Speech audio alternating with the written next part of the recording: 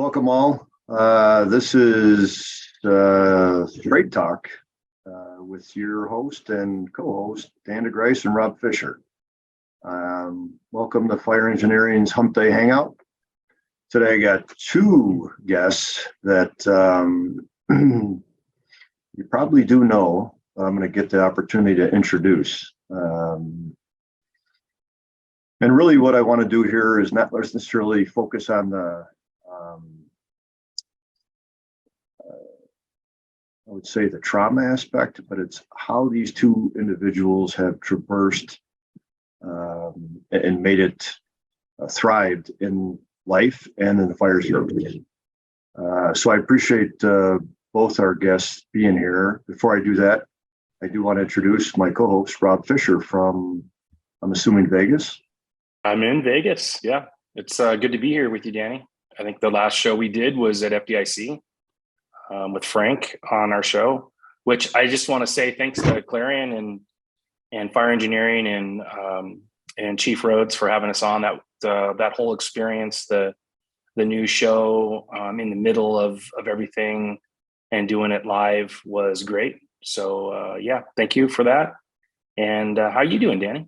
Yeah, I'm doing good. Obviously, we didn't get terminated or fired, so we're here again. We didn't do anything really bad. Today, it's going to be, again, when we talk about behavioral health and mental health, I truly want to keep it from a positivity standpoint, because just from one thing that I've talked to all of you about is, while one of the things that people talk about is suicide in the fire service, what I do want to say is a greater majority of the people that do have those thoughts and plans, we don't always know about the people that survive, and don't go and follow through with it because they've talked to somebody or gotten some help or changed their thought process. And really, that's a journey I want to go down with both Chris and Jim. I'm going to kind of introduce them and hopefully get them to blush. I don't know if Chris is blushing already. And with Jim, I don't know if I could get him his color of his headset, but maybe. So my good friend, Jim Burneka, Jr., right? I don't know exactly how old you are, but I've never called you Junior before. Lives in Dayton, is a firefighter in Dayton, 22 years plus, has been a wellness coordinator, father. He's been the podfather of the podcast, the 25 Live. Notice I threw that in there, big guy. Good. Cancer survivor, created Brothers Helping Brothers, has been the past president of Firefighter Cancer Support Network. He also has been the wellness coordinator. I think that I said that already, for his department, and created a firefighter health and wellness conference in Exotic Beach, Beaver Creek, Ohio, that I think is in its 5th or 6th year. And then also has been a presenter at FDIC. And what I didn't write down here, has the sexiest voice out of the four of us right here. And go, Jimmy. Wow, you forgot my OnlyFans, Dan. Dan doesn't know what that is. You plug all that other stuff, but you don't plug the stuff that actually brings me income. Maybe this is the platform for it. I don't know. Maybe not. Maybe welcome. I don't have the greatest of faces, but boys used to see my feet. I'm telling you. That's not this show. Just Jim, that might be in an hour from now, but this is not fire engineering. My bad. I'm sorry. Thanks for participating. I'm going to move on a second before we get to the first question, but welcome to the show, Jim.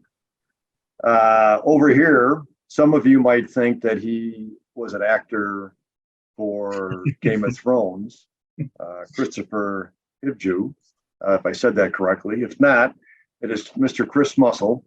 Welcome, Chris. Hey, thanks. Grew up in Louisville, Texas. Was also a captain in Argyle, Texas. Currently is a firefighter in McKinney, Texas. Can't get you out of Texas, huh? Probably still walking. It's a big state. Is a Marine veteran. Notably, I forget the book you were in, but you were in the Battle of Ramadi. What was the book your officer wrote? Echo and Ramadi. Echo and Ramadi, which I did read. Probably one of the few books that this brain read in the last 15 years, but excellent book, and I recommend it. Husband, father, has 2 sons and fostered 13 children in the last 4 years. That's remarkable.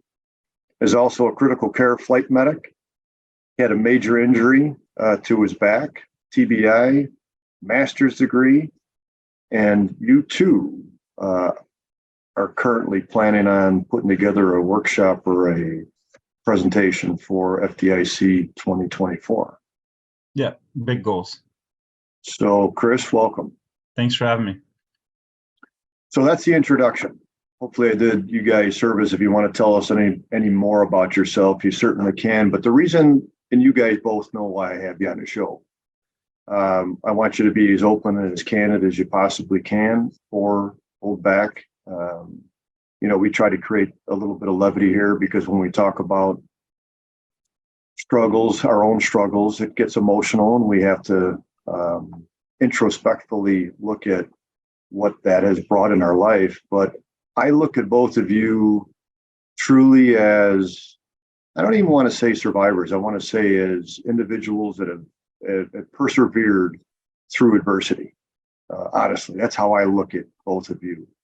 You both came into my life in different times, and we may end up doing a second segment on this, depending on where this segment goes, or how good you are, or how much you suck. I'm not sure which one of the two, or I might be off the show. So,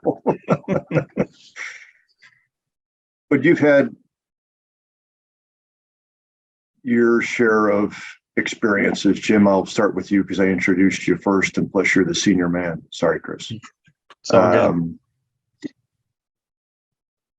where do we find you right now, and anything you'd like to add in regards to kind of your journey through some of the things I've shared?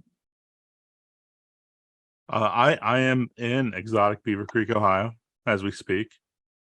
It is my youngest son's 7th birthday today, so we already started out with the Waffle House, and now he's with Grandma doing some Yogurt Mountain, the fancy yogurts where they throw all the crap in there, and at the bookstore. But I think back to really a year ago. A year ago, I was just in turmoil, and nobody knew. Nobody knew. I internalized everything, and I worked my ass off to be a Oscar award-winning really actor at that point in time. I was in the position of wellness coordinator for my department, and I was the guy that everybody was supposed to come to for help. And even though I was struggling and just falling apart internally, like I really struggle with how does the optics, I guess, of how does it look if the guy that's supposed to be helping everybody is actually struggling themselves. And hindsight is huge in this, but at that time I hid it, and I didn't want anybody to know, and I just kept pretending like everything was okay and helped everybody as best as I could, even though I was falling apart. And I learned months later of how just kind of idiotic the whole thing was, and how there was actually nothing stronger than actually, throwing the white flag in and saying I needed help. But that is not where I was just a year ago. So it's been a journey, and I think with time, the trajectory has been up. It hasn't been just a straight line, that's for sure, but I'm definitely a lot better than I was. Still definitely got some improvements to make, but I'm a work in progress. So Aren't we all, right? I can just look at you honestly in the sense of your face, your demeanor, your mood, the little bantering we had before we went live. Much different than what I saw a year ago, and I'm not here to, break any confidentiality, but I remember when I met you at FDIC, and I've known you for, I'm going to say 4 years when we first did the podcast back then. And I remember you coming up, and just your general demeanor was different than your more forward, gregarious kind of self. And I was like, okay, just stand and listen. And we did. We went out to lunch, chatted. You shared some of the things like you just shared right now. But again, when I was thinking about introducing you, and as I honestly knew of and Googled the things you did and have done and are currently doing, that's a long list of stuff that, you have chosen to do. And one of the phrases that I use is from a professor, Rachel Remen, talking about can you expect to walk through water and not get wet? Like in our career, as we're exposed to all the things that you've done, even from that podcast alone. I mean, how many episodes have you done? Oh yeah, I mean Over 100. Yeah, over 100. And just a conversation. I think about chaplains that have to listen to everybody else, and what do they do to kind of cleanse themselves from all the stuff that they hear. And so you've had a remarkable career, and it's not over. A lot of times when people go through adversity, what comes out the other end? And just out of curiosity, what is the current focus for Jim Burneka right now? Or Burneka, sorry. No, right now it's my boys, it's my wife. It sounds so cliche, but I like this. The boys got out of school early dismissal last Thursday, and so I got them all summer. I'm off. I'm not working anymore. My last day of leave was actually Friday, and I go in front of the pension June 21st. So I'm off. I'm here. Like, my responsibility is the boys. And the last 2 summers in particular, I kind of feel like those were taken away from me. The opportunity to spend time and make memories and do things with them when they're young enough where they still like me, and that 2 years ago was the cancer during the summer, dealing with that, and wasn't just physically, I wasn't able to do a lot, and mentally, I think that's probably really when the depression started after my diagnosis. And then last year I was just a mess mentally, and I spent a good part of that summer away, 40 days at the Center of Excellence. So this is kind of my opportunity to try to make up for that lost time right now. And that's all that matters. I'm hopeful everything works out on the 21st, and I just kind of move on from there. I'll close the chapter of being a Dayton firefighter and being the wellness coordinator there. And I'm not sure what the next chapter is going to be. And for the first time, I could tell you, I'm okay with that. I've been, my whole adult life has been, I've had to be in control. I've had to know what was going on and be part of that. And if I wasn't in control, I was usually fighting the person that was in control. So that's not where I'm at now, though. Whatever happens is going to happen. And I have faith, which is not something I had really up until recently.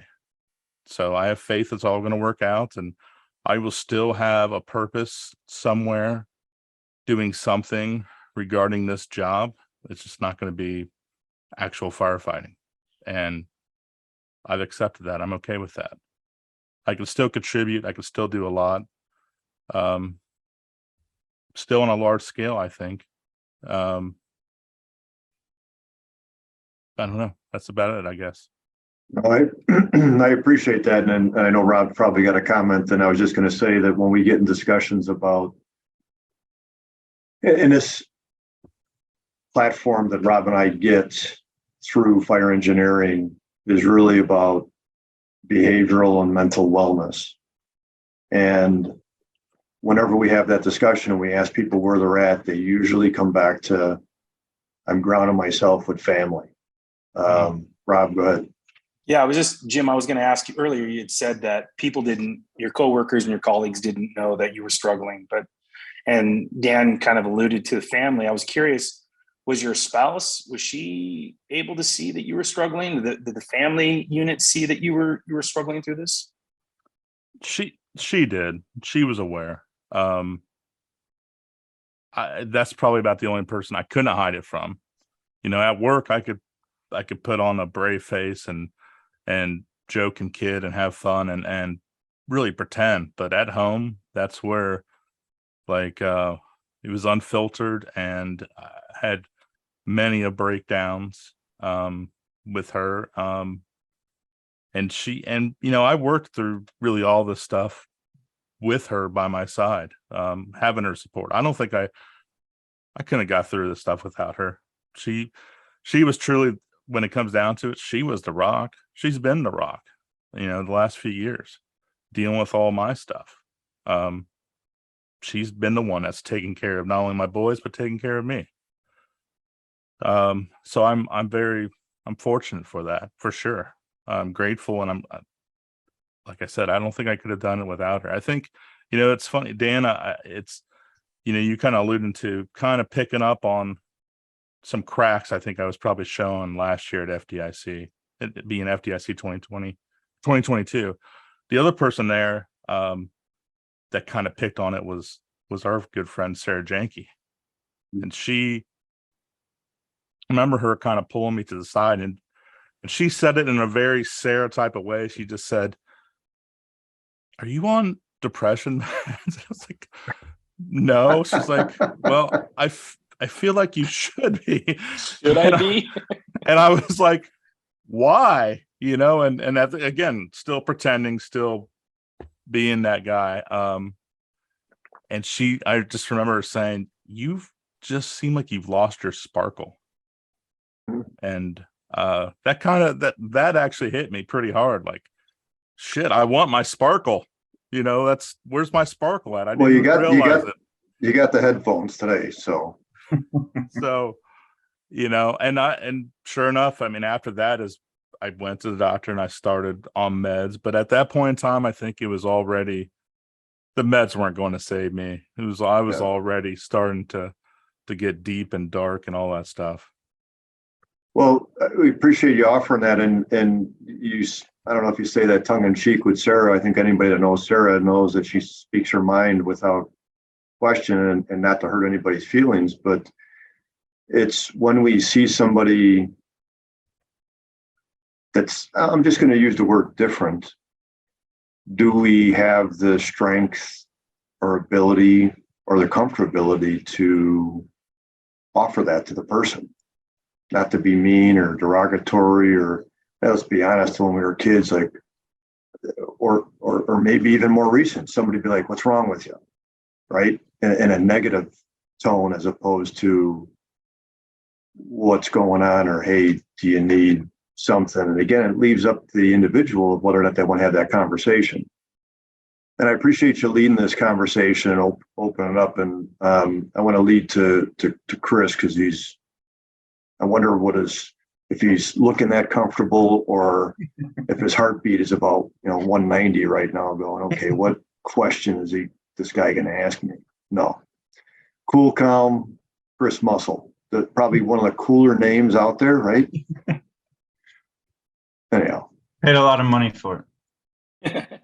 Yeah. So Chris, very accomplished individual. I'm not going to blow you up too much in a sense of that, from your Marine Corps service, master's level, flight medic, made captain, moved to a different department, persevering there. I don't know where you want to start the conversation in a sense, because when Jim mentioned about family, me knowing you for about 4 years, I know that even for myself, like if somebody asked me, what do I do to ground myself? I go back to my spouse now. That's what Rob does. But for many years, you've climbed a hill to accomplish stuff.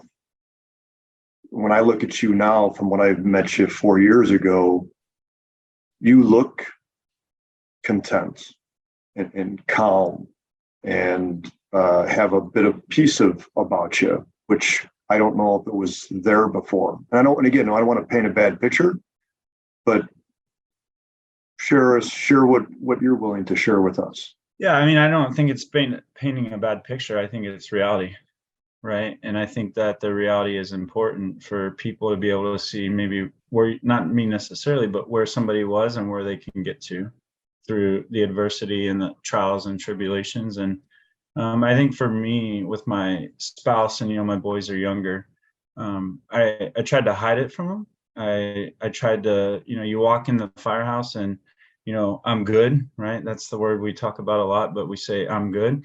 And from being in the Marine Corps and going to Iraq and being a fireman, and then being a flight medic, all these things, you're supposed to be the guy. And so you tried to carry that with your family too. And so there was a ton that I didn't share with her. There was times that I didn't go to her, I think, a lot, which probably didn't help. But I can tell you now, in today's time, she's one of my biggest supporters and one of my biggest grounding outlets. And obviously we went through our own tragedy recently here in our department, and through all the peer support and all the things, she was one of the biggest rocks for me through all that. And then even my boys, I think being open and honest is huge, right? And we talk about it a lot. A lot of people ask the question of, are you good? And most people in our business are going to say, yeah, I'm good, because it's a stigma that we have to break, right? And Dan certainly pioneered this, or at least I stole it from him. But it's, instead of are you good, how are you doing? And I think a lot of people are maybe don't want to ask that, or they're maybe afraid to ask in that context, because when you say how are you doing versus are you good, you're kind of opening avenues for maybe a response you don't want to hear, or a response that's going to put you in a conversation of how do I respond to that. And so I've carried that over even to my wife and boys. I'll come home, how are you doing? So yeah, I think family is probably, the counselors, the peer support, all those outreach things, all that's great, but your family's with you day in and day out. And so, just like you have to be shored up when you walk in the doors of the firehouse for whatever the length of your shift is, you have to be just as shored up, if not more, at home. I appreciate that, Chris. Yeah, and you brought up, so you're in McKinney now. You've been there for a year or a little bit longer. Mm-hmm. So after 17 years in the fire service, you just broke your candidacy? I wasn't quite 17, but yeah.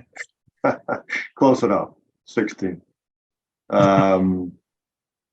Doing well there, make a lot of friends, great department, McKinney, a lot of great departments in Texas. You're very happy, you make a lot of friends, and then an unthinkable tragedy happens again and again. Gosh, you've been through childhood, your own path, the military, right, your journey, yeah, personal, professional, friends and coworkers, and then an unthinkable tragedy happens in McKinney. And how do you manage that? Yeah. So, we did have a pretty significant tragedy happen. One of our captains assigned to my station was in an accident off duty in our district, and he was killed tragically. And we were the crew that responded to it. And it was a pretty tough deal. And, honestly, how do you respond to it is, I don't think that the answer is static, it's very dynamic. But from, obviously the department did their piece, right? From bringing in the right people and peer support and all that. But I think for me, where I was 4 years ago, or even 2.5 years ago, how I would have responded to that and how I responded to it today is much different, right? And I think that that comes back to taking care of yourself, mental clarity, the counseling, making time for yourself, things like that. And, it's not something that is going to be fixed overnight. I think that Jen brought up a good point about faith. And I've always been a faith-based person, and I feel like, it's probably been up and down depending on the time of your life. I think when things are good, maybe you don't lean into it as much, and then things are bad and you maybe lean into it a little harder. But I think, the challenge with it is sometimes the why. You always want to ask the why question. And I think with faith, you just have to trust that you were, that was part of your journey, your story, your life for a reason. And you have to trust it. You have to trust it. And I like to use this term, you have to lean into it and you have to reach up and reach out. Right. And I know for me, and we've talked about this before, Dan, like, from my childhood to the military to what happened, throughout my professional career up before now, I struggled with the why for a long time. And I always said, why me? Why this? Why me? And I was playing the victim. And then one day, I realized, like, listen, you can ask yourself why all day long, but it's not going to change the past. What's happened has happened, right? And so if you trust it and you lean in and you reach up and reach out, this is your story for a reason, right? That's the reality. So you can embrace it. Like we say in the Marine Corps, embrace the suck, or whatever. I'm not saying it's necessarily a suck, but you can embrace it, right? And you can go be somebody and do something with your story and your journey, or maybe not. And it is tough. It is tough to go to, PTSD and maybe dealing with, alcohol or whatever. I mean, that's my story. I'm not afraid to discuss it, but, the PTSD and then, dealing with the alcohol and using that, that's how it was a few years ago. That's how I've dealt with tragedy, trials, tribulations, right? And when this tragedy happened, alcohol never once crossed my mind. The PTSD struggles never once crossed my mind, because I am in such a good place and I have found other avenues, other paths to deal with it. Chris, did your resiliency come out of treatment, or did it come from the family, or did it just over time as you were dealing with all of this and with treatment and therapy and everything, did it just build your resiliency? I think it's a little both. I think the resiliency was there maybe prior to treatment and stuff like that. However, I think it was resiliency in the sense that, like, much like Jim, I'm resilient on the outside, but on the inside, I'm crumbling. Right. And I think, obviously through treatment and counseling, and then, this situation happens, the resiliency is being okay to say, I'm not okay. Right. Like, if there's one thing I shared through all this is, at one point having a conversation with some people, I said, if there's one thing I know it's okay to not be okay. And it's like, when you say that, 1,000 pounds are lifted off you. You don't have to be this machine. You don't have to be this robot. The human factor gets to come in. And so that, to me, made my resiliency that much better, because people know you're not trying to be a robot. And then I think the other big thing is with the resiliency, like Jim said, it's I've never met Jim, but we're saying a lot of the same things. It's a work in progress, because as long as you're in this business, as long as you live life, tragedy is going to happen. Unexpected things are going to happen. And so, I haven't always gotten it right. And so there were times that, maybe came out of treatment, went to counseling for a while, things were good. I'm like, cool, I don't need counseling anymore. Cool, maybe I can skip a couple church sessions, And then something happens and it's like, uh-oh, right? And so for me, you have to maintain all that. Like, I still see my counselor on a regular basis. And obviously we're working through this right now, but even when, we're good, I just go see her just to maintain, right? It's like a maintenance plan. And I might go in and we might talk about the trees, sports, whatever. There might not be some tragedy to talk about. There might not be some interpersonal struggles to talk about, but it's that maintenance cycle. Yeah.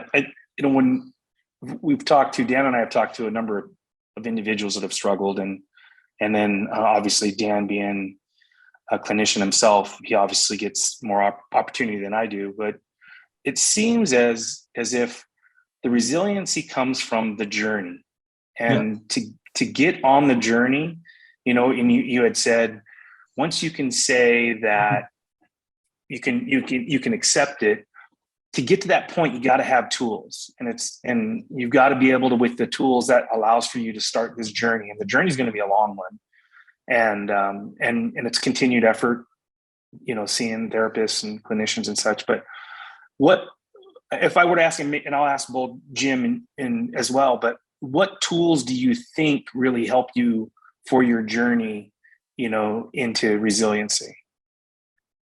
Well, I think for me, the counseling piece is one, right? Because it's hard to argue with research and science.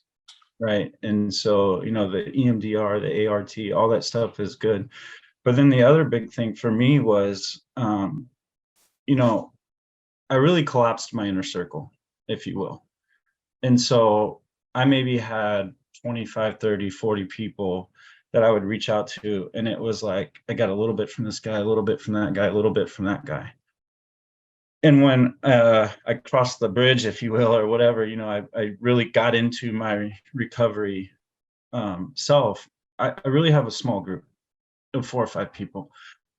That's not to say I don't have other friends, and that's not to say that one guy's not good enough to be in that circle, but I really have a small group of 4 or 5 people that I can tell them anything, deep, dark, and so for me, and really share my stuff. And for me, instead of having a 10-minute conversation with this guy, a 5-minute conversation with that guy, a 7-minute conversation with that guy, now I have 4 or 5 people, and I might have an hour conversation with Dan, right? Maybe it's you, Rob. I have an hour and a half conversation with you.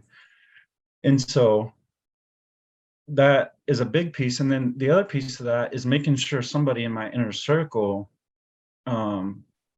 lives in this world, right? So like Dan, I mean, this is his bread and butter. Right. And so they're able to understand you.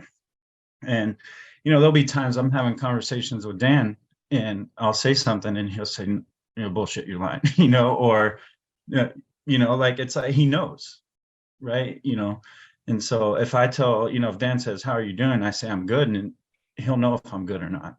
Right. And so I think that's pretty important for me. And then, the other piece to the resiliency is, as long as I'm doing this, surrounding yourself with the like-minded individuals. Yeah, I can appreciate the fact that reducing your inner circle, that I think is an overlooked one. And when you mentioned, I'm like, oh man, that's money right there. That's because my wife and I, we travel a lot, and we have, we've tried to go on a large trip or a large group of people, and it just becomes a shit show. Yeah. But when we have said, if we keep our group to 6 people, and not to make light of your situation, but if we keep our group to 6 people, then we get that time we can actually enjoy the vacation. We can enjoy the time with the people that we're there with, and be it that it's this group of 6, and then maybe it's a different group of 6. But when we get this large group together, you're spot on. Like, I got to spend 5 minutes here and there, and I never really get involved and enjoy the relationship that I have with the people that we're traveling with.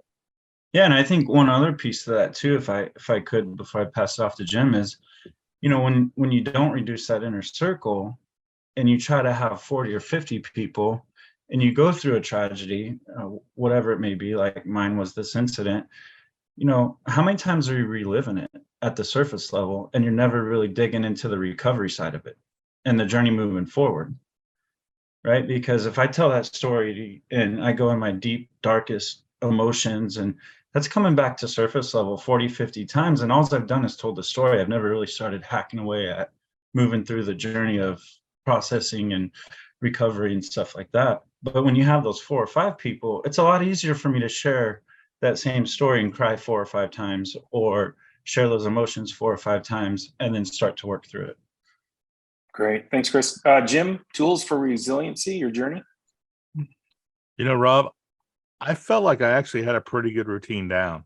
I was daily meditating, 20 minutes. I did that for over 500 days without missing a day straight, working out, doing stuff like yoga.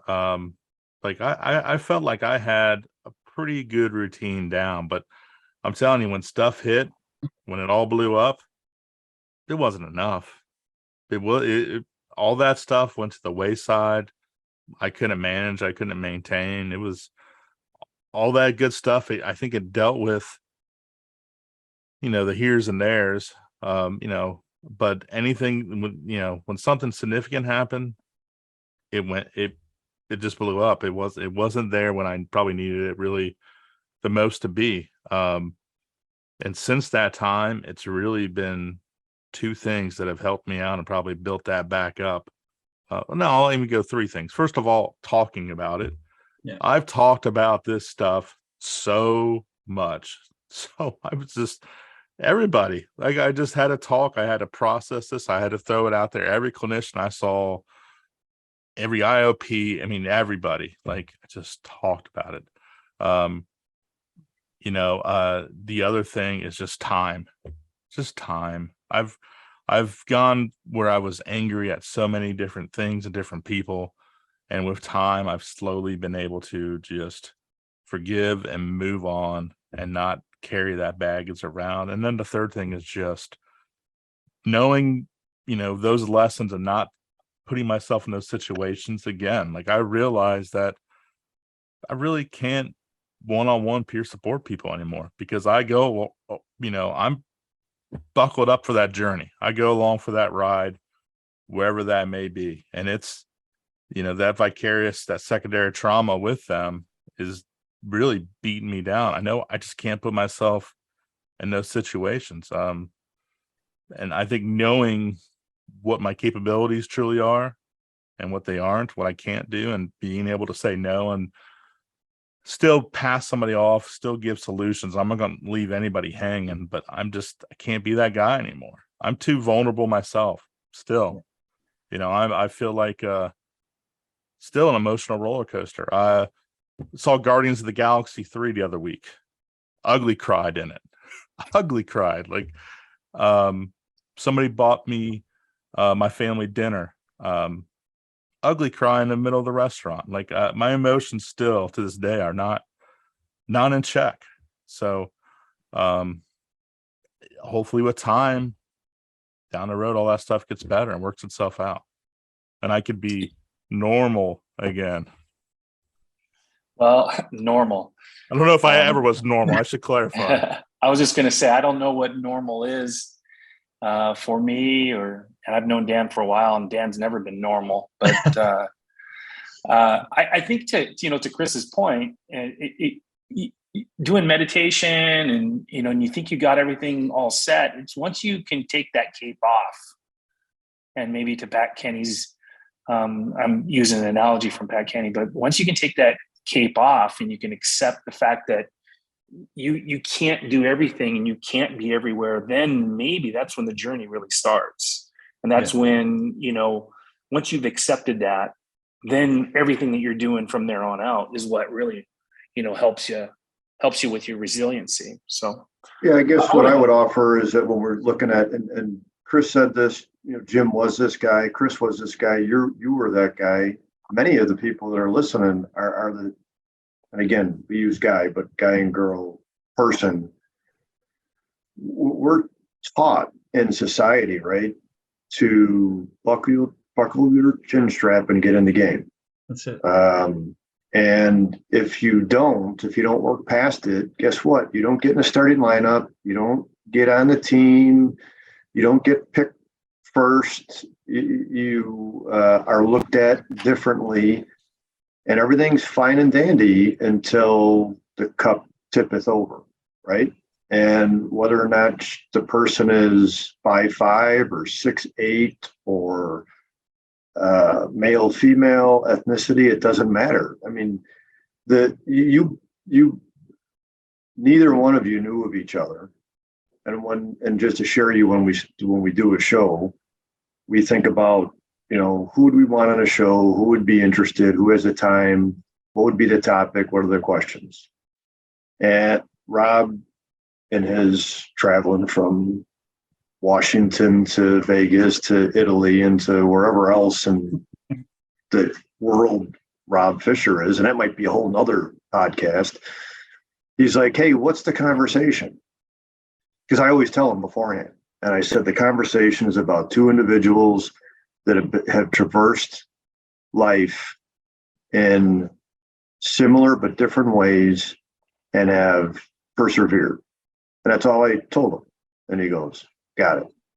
Because whether it be Jim or Chris or Rob or Bobby Halton or Dan DeGryse or anybody that's out there, we truly are all the same in a sense of that we have various experiences that take us in various different directions because you wanted to be that person, to be chosen and thought of in a favorable light. Whether it be the athlete, the scholar, the firefighter, the engine, the pipe person, the engineer, the officer, the podcaster, the Marine, the fools, whatever.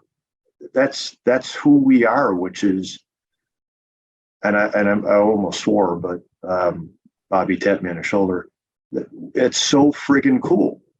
I mean, it really is. That's who we are. That's why when I talk about the fire service now, I talk about how we thrive in the fire service. And, even people that run marathons got to take a friggin' break. Yeah.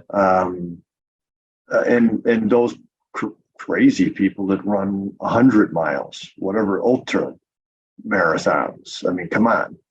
I'm lucky if I can run a block at this point right now. Easy, Rob. That's not a softball to hit out of the park. No, I was just going to say, you can't drive 100 miles without having to stop to go pee. So, It's more like 20 miles, but okay. But I'm okay with my shortcomings now. And in both Chris and Jim, you kind of mentioned that I'm not a huge fan of, the thing of saying, oh, it's okay to not be okay. I am more comfortable with my limitations than trying to reach Maslow's hierarchy of self-actualization, which is really impossible. Yeah. You don't. So nowadays when people will say things, hey, he's not the best golfer, or hey, he's not the best looking, or whatever the thing is, I'm like, tell me something I don't know, right? Maybe then not the best host. Got it. Fire me then, right? I'm okay with it. I'll go do something else. Anyhow. So I hear that in both your voices, which is actually pretty cool. How we get through that, we can give you a whole list of things, the coping skills, and you guys all know them, but you actually have to do it yourself. Yeah. I just talked to a veteran that came into our program today, and he talked about, he's 51 years old, been in several different programs, and he knows it. He knows it, but does he want to do it? It's the same thing with me in a sense. When people ask me, when you talk about vicarious trauma or secondary trauma, I didn't learn until 10 years ago.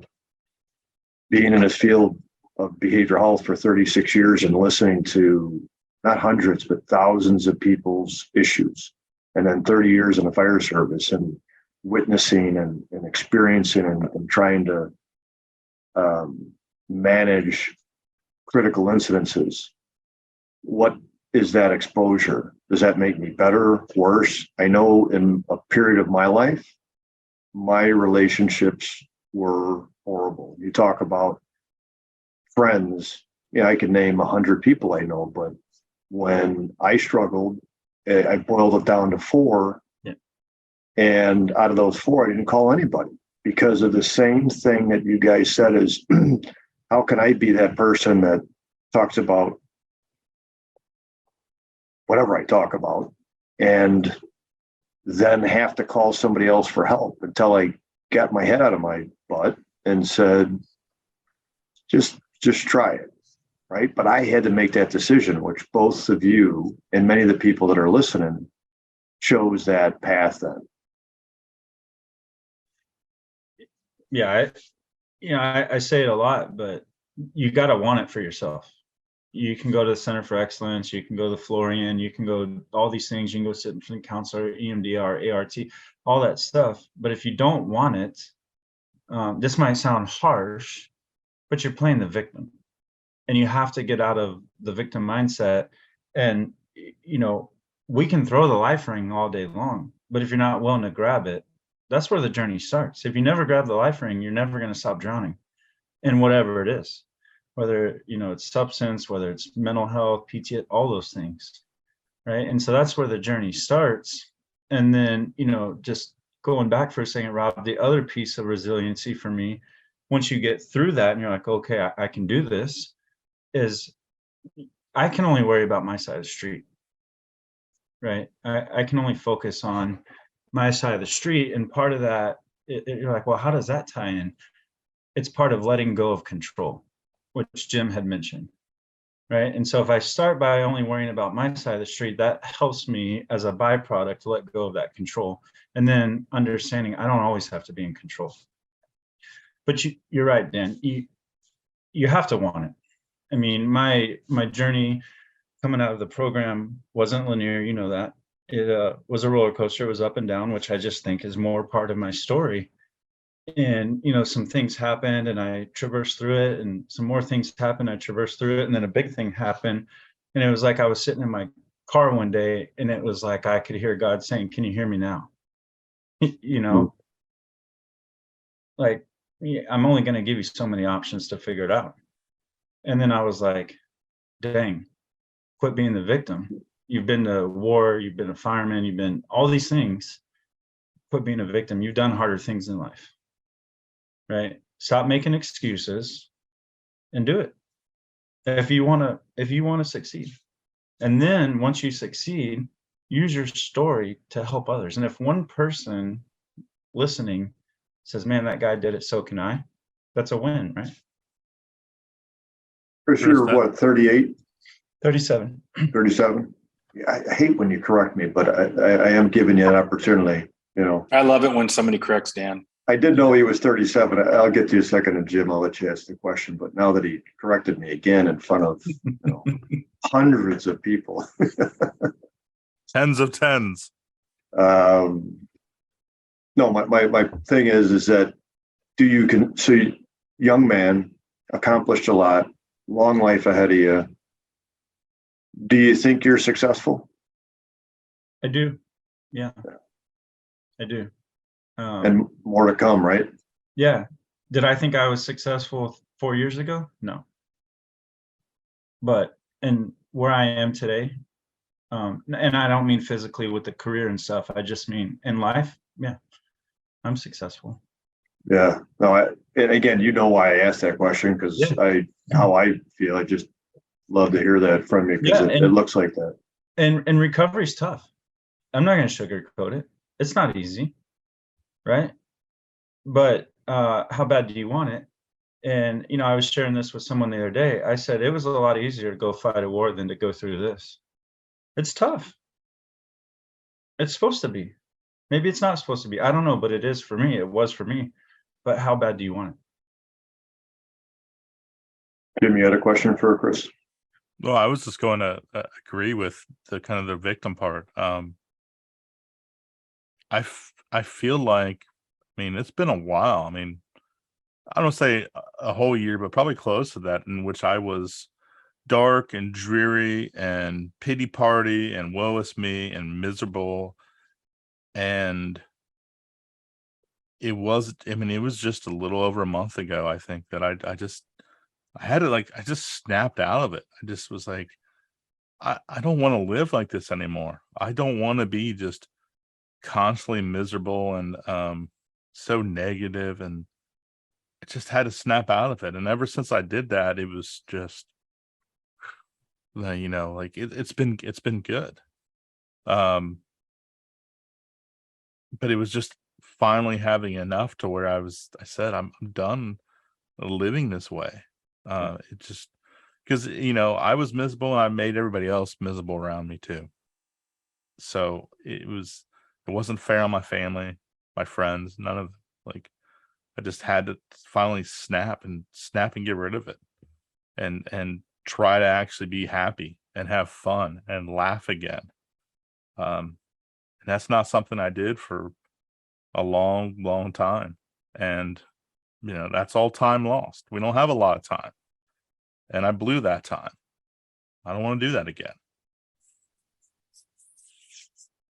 So Jim and Chris, if there's somebody out there that is in that journey, and a lot of times we'll say have that cognitive dissonance, what do I do? And then even your old self, what would you say? Jim, go ahead. We already kind of mentioned, I think Rob mentioned Pat and the cape.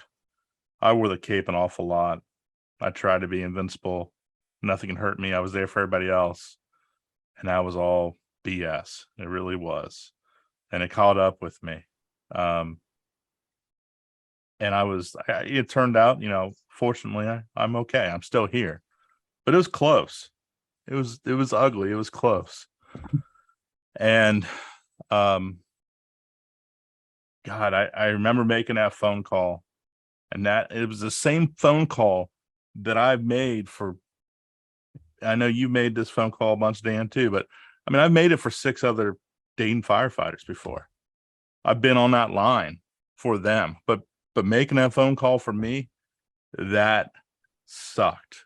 It absolutely sucked making that phone call. But I got to tell you, as soon as I made that phone call and hung up, it felt so much better. It was instant. Like, okay, you finally made the phone call. You're going to get help. You're going to be all right. It's not going to be instant. You're going to have to work, but you're going to be all right. You basically put an end to the misery. This is as deep and dark as it gets right here. From this point on, you're going to go up on that trajectory. So, but you have to make that phone call. It's the hardest phone call to make. But once you do, it's only going to get better. Yeah, thanks, Jim. Yeah, making that decision, right? That ambivalence, do I or don't I? It was Chris? it was real quick, Dan. It was, Yeah. Man, this is maybe the competitiveness in me. Like, as silly as it sounds, making that phone call, I felt defeated. Like I didn't want to make that phone call. I didn't want to admit that I was that far gone, but that was the truth. And I needed to make that phone call. Thanks, Jimmy. Yeah, for me, I think what I would offer is, first it goes back to breaking the stigma, right? And it's people like us trying to do that. But take the emotions out of it. Stop worrying about being the cool guy. Stop worrying about being the tough guy. You're at your rock bottom, probably, right? Or pretty close to it. And so when, you say, you know what, I don't care what people think right now. I'm not in a good place. They're probably not thinking good about me already because people are seeing it. And then, you got to figure out your why, or your purpose. I'm sorry. Whatever it is that you got to, whether you're going to do it for yourself, your family, your kids, your career, grandma, your dog, I don't care. you know what, if I can't do it for myself, find somebody else that, you know what, I'm going to be a better person for my kids, maybe a better person for my wife, for the guys at the job. And then, yeah, you got to reach out, and then you have to know and accept the fact that it's not going to be easy, but there's probably more people that are going to surround you and support and love through this journey than they were before, because a lot of us depend on what you're dealing with. You've already isolated yourself, or you've already ticked them off, or you've burned that bridge because of what you were going through, right? And so your circle was probably already pretty small when you're at that rock bottom. And when you finally reach up and reach out, whether it's grabbing somebody's hand, a life ring, faith, you're going to watch the people flood in on you, and then, you know, quit being the victim and drive. It's not an easy journey. Doesn't happen overnight. You know, you bring something up, personally, just out of curiosity. I'm going to ask Jim you this question. Is that kind of like with when Sarah pulled you off to the side and made that comment? One thing that I mention to people, that when they go into their own recovery, whatever that looks like, that don't be surprised when that person taps you on your shoulder and says, "Hey, can I talk to you?" and asks you, "Hey, what's going on with you? Did you lose weight, or something with your hair, or did you're wearing different clothes?" They notice something favorable about the demeanor. Has that happened to you? Not a whole lot, really. Not a lot. And I think it's because it's just been more recent that I've kind of snapped out of it. And I haven't just been around a lot of people. Okay. I still, this is the weird thing. I still, I'm still going actively through this. And I told you before, I talked a lot about this. I talk a lot, but at the same time, I'm sick of talking. And it's one of those things, even to where, and I've noticed it, where I'm interested. I want to know how this person is going. That's usually how I am. I care about people. I want to know what's going on. I won't reach out to them, because even though I want to know how they're doing, the last thing I want them to do is ask me how I'm doing, because then I gotta talk and I gotta share again, and it's just it's getting, at this point, it's gotten a little old. And so when I do share, like doing this, like, I know I'm doing this because it's for the big pictures, for the right reasons. Hopefully it's impactful to somebody out there. And it was the same way with my FDIC talk. I didn't realize it until I was putting it together that it was my story, the good and the bad. It was my journey, and I'm going to take you for a ride, knowing also that there's probably people in that room that are on that same roller coaster with me. So I don't know. I think the more and more I get out there, the more I think get comfortable.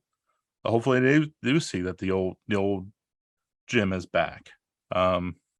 That's kind of still yet to be seen at this point. No, I appreciate that. And like you said, it's relatively early in that process. So thanks for sharing that honesty piece of it too. And again, when we get socked in the gut, right, we recoil and have to recover before we could move forward again. And but definitely I see some favorable differences. And that's why I asked you to be on the show. I guess you could have told me no too. Have you ever told me no? Can I say the word? No. Chris, before we finish up, your thoughts on what I mentioned to Jim, because I saw your head kind of shaking. Yeah, I mean, people, especially that have been through my life, before my journey and now, that have kind of seen it come full circle. Yeah, I mean, I hear it all the time. Whether you look better physically, your spirits, your attitude, my relationship with my wife. I mean, my mother-in-law commented the other day that, that's the happiest I've seen you and Amanda since you've been married. And it was just through an organic conversation in the kitchen. So yeah, people notice it. People notice it, and firemen notice it even more because we're more critical of anybody, right? They're watching every little thing, so they see it. Well, on behalf of, Rob and I and fire engineering, I do want to say how much we appreciate you coming on the show. Because again, like you said, Jim, you're talking about yourself, right? There are those people in the fire service, right, that love to talk about themselves. You two are not those individuals. You like to find out about other people, and hence your podcast. And I know, Chris, you've offered to be in venues to share your journey if it can help one or more people. And this is one of those. And Rob and I, the reason that we're here is to have those conversations. And like both you said, to talk. If somebody needed to get a hold of you or wanted to get a hold of you, how would they get a hold of either one of you? Is this where I plug my OnlyFans? Yes, sir. Whatever that means. No. Probably email works. Jim Burneka Jr. That's B as in boy, URNEKA @gmail.com. I'm on Facebook and Twitter, MySpace. All they got to do is Google you, man. That's true too. I'm not hard to find. Thanks, Jimmy. Chris? Yeah, I mean, I'm on Facebook too. I don't know who's not, but I'm happy to put my number out there.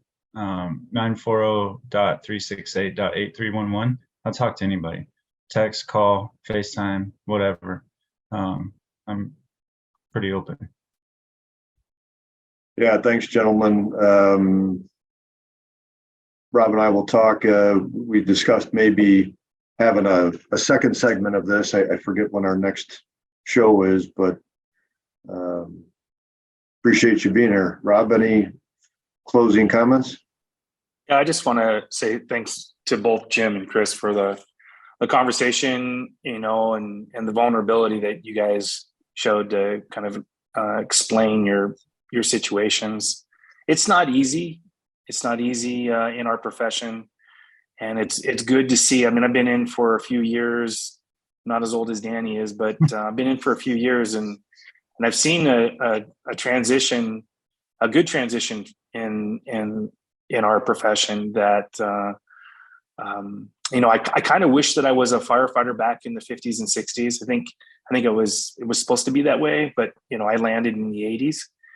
And, but I love seeing the fact that the American Fire Service is wrapping their arms around this, and that firefighters are getting better at having conversations and getting better with the fact that we have a difficult job and we can't save everything or everybody. And we have to look for ways, tools, and we have to build our resiliency. So I appreciate your guys's conversation, and I appreciate you, Danny, even though I punch you around a little bit. I do love you. I've been working out, man. I could take it. So, give it your best shot. Those are my final words. I appreciate the conversation. All right. Till next time. I don't know the next time, Rob. Do you know the next time? I believe it's in August. I got the calendar right here. Jim, are you available to be a co-host for? I got to get a better helper. It's August 30th. All right. Look us up for August 30th. And we are out. See ya. Thank you.